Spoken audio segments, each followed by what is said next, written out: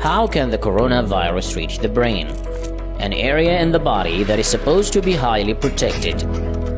More and more research continues to reveal the dramatic effect that COVID-19 exerts on the central nervous system.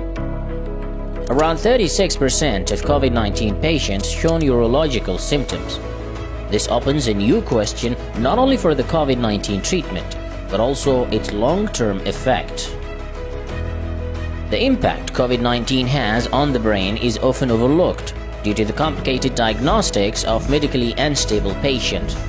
However, in the case of brain infection, the coronavirus can lead to a number of neurologic symptoms like headaches, seizures, loss of control over body movement, and loss of vital senses such as taste and smell. Our brains are protected against viral and bacterial infections thanks to the blood-brain barrier, which is a thick natural border that separates the brain from the rest of the body. The border is made of cells that only let very small particles to pass through. However, severe inflammations that come with diseases like COVID-19 can destroy this barrier. Some viruses can even use inflammatory cells as Trojan horses to trick their way into the brain. The new coronavirus, SARS-CoV-2, is thought to be one of them. Another possibility is that the cells that build the blood-brain barrier themselves get infected, and then allow the virus to pass through this border into the brain. Brains of infected COVID-19 people show the presence of the virus in endothelial and neuronal cells. The virus, however, can use other ways to travel to the central nervous system. One such way is accomplished through the axons, thread-like parts of the neurons that are found all over the body.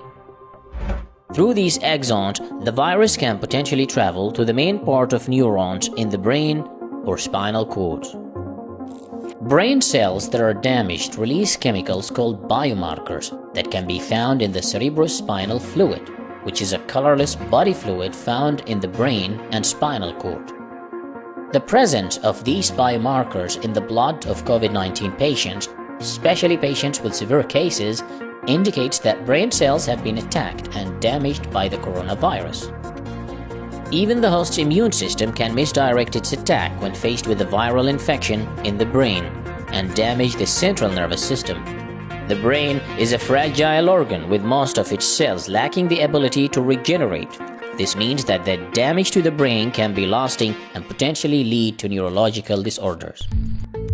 In a recently published study, researchers used a brain model called BrainSphere made from specific stem cells to test whether SARS-CoV-2 can infect neurons.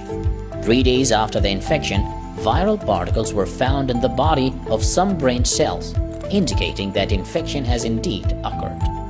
The virus targets neurons because they have a specific receptor called ACE2, which SARS-CoV-2 can recognize and use as a key to enter into brain cells.